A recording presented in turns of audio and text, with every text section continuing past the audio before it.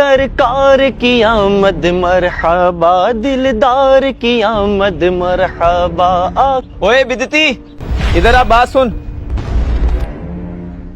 جی بھائی جان۔ عید کی نماز کتنے بجے پڑھنے جا رہا ہے تو؟ کون سی عید کی نماز؟ وہی عید جو تم لوگوں نے اضافی بنائی ہوئی ہے۔ اسلام میں تو صرف 2 عیدیں ہیں۔ اور تمہیں کتنی دفعہ کہا ہے اگر یہی کام کرنے ہوتے ہیں تو ہمارے محلے سے دفع ہو جاؤ۔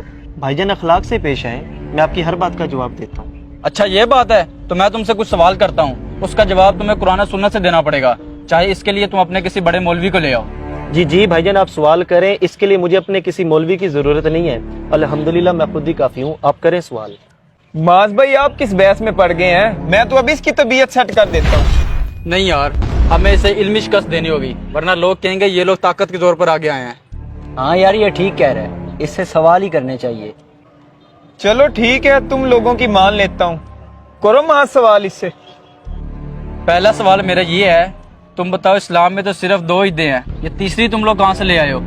بھائی جان پہلی بات تو یہ ہے کہ آپ لفظ عید سے دھوکہ کھا رہے ہیں۔ آپ کو پتہ ہے کہ عید کا کیا مطلب ہے؟ عید کا مطلب یہ ہے کہ خوشی کا اظہار کرنا، اللہ تعالیٰ کی نعمتوں کا شکر ادا کرنا، جیسا کہ قرآن پاک میں حضرت عیسیٰ کی قوم کے لیے آسمان سے جو دسترخوان نازل ہوا اسے بھی عید کہا گیا ہے۔ بتائیں کیا اس دن انہوں نے نماز پڑھی تھی؟ اور جمعہ بھی مسلمانوں کے لیے عید کا دن قرار دیا ہے۔ یوں تو ایک مہینے میں آپ 4 عیدیں مناتے ہیں۔ ہاں بھائی معاذ، یہ مولوی ٹھیک کہہ رہے ہیں۔ ایک منٹ بھائی، میرے بھی سوال ختم نہیں ہوئے۔ میرا دوسرا سوال یہ ہے کہ جو تم میلاد مناتے ہو، جھنڈیاں لگاتے ہو اور لائٹیں لگاتے ہو، یہ کس صحابہ نے کیا ہے؟ بھائی جان آپ تو لفظ میلاد سے بھی دھوکہ کھا رہے ہیں۔ لفظ میلاد کا مطلب ہے پیدائش۔ کیا آپ کا اس بات پر ایمان نہیں ہے کہ حضور پیدا ہوئے ہیں؟ میلاد کی لغوی معنی یہ ہے کہ حضور کی پیدائش کا، بچپن کا، جوانی کا، کمالات کا، معجزات کا ذکر کرنا، یہ میلاد کہلاتا ہے، اور یہ تو ہر صحابی نے منایا ہے۔ او بھائی باتوں میں الجھانے کی ضرورت نہیں ہے، جو بات کرنی ہے تفصیل سے کرو۔ اچھا جی چلیں آپ تفصیل سن لیں۔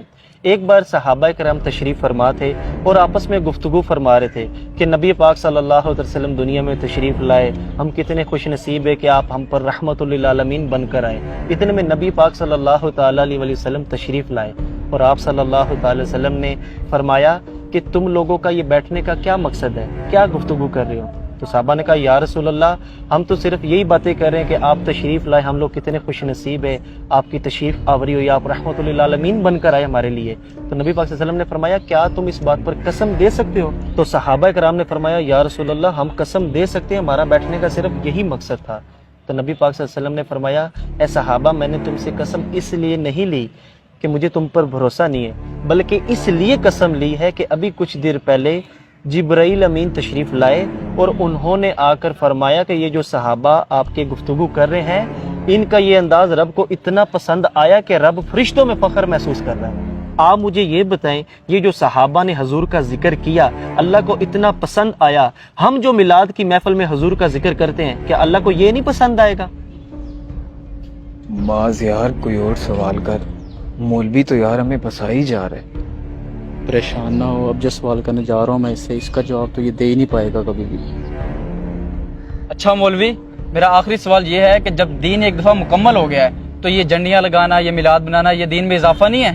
او بھائی جان آپ مجھے یہ بتائیں کہ نبی پاک کے دور میں کیا مسجدوں میں محراب ہوتے تھے؟